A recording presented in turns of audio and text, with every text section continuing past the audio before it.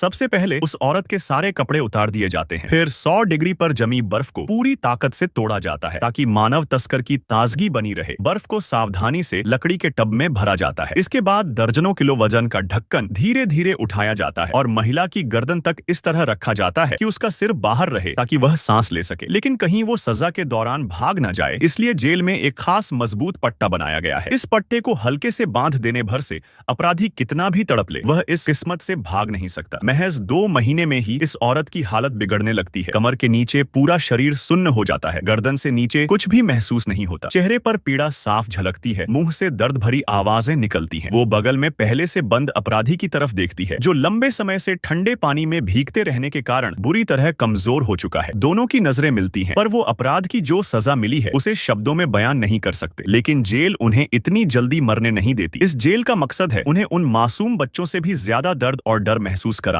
जिन्हें उन्होंने अगवा किया था। जब उनकी हालत लगभग टूटने की कगार पर पहुंच जाती है तो डॉक्टरों को बुलाया जाता है, जो शरीर की जांच करते हैं। अगर डॉक्टर कहते हैं कि जान को खतरा नहीं है तो उन्हें वापस जेल की कोठरी में भेज दिया जाता है ताकि वो ताकत जुटा सके। पर उनकी सजा यहीं खत्म नहीं होती। जैसे ही शरीर ठीक हो जाता है, फिर से चेकअप होता है। जैसे ही उन्हें पता चलता है कि उनका शरीर फिर से सामान्य हो गया है तो यातना का डर फिर से दिमाग पर हावी हो जाता है। पर उनकी कोई सुनवाई नहीं होती। अगर कोई ज्यादा हंगामा करे तो जेल वाले सीधे उसे बेहोश कर देते हैं और फिर 50 डिग्री गर्म पानी से लगातार नहलाते हैं। जब यह बर्फ और आग वाली सजा खत्म होती है तो उन्हें एक अंधेरे कमरे में बंद कर दिया जाता है। यह अनुभव उन्हें यह एहसास दिलाने के लिए है कि एक अगवा बच्चा अंधेरे में किस डर में जीता है। खाने के नाम पर सड़ी गली बची खुची चीजें दी जाती हैं, जो एक छोटे से दरवाजे से कमरे में डाली जाती हैं, मुश्किल से खाने लायक, पर यही उनकी जिंदगी की एकमात्र खुराक होती है। आखिर उन्होंने उन बच्चों को भी तो ऐसा ही खाने को मजबूर किया था। शुरुआत में उन्हें रोज आधे घंटे धूप मिलती है, पर समय बीतने के साथ साथ वह भी कम होती जाती है। आखिरकार सूरज की आखिरी किरण भी उनके जीवन से छीन ली जाती है और वो स्थायी रूप से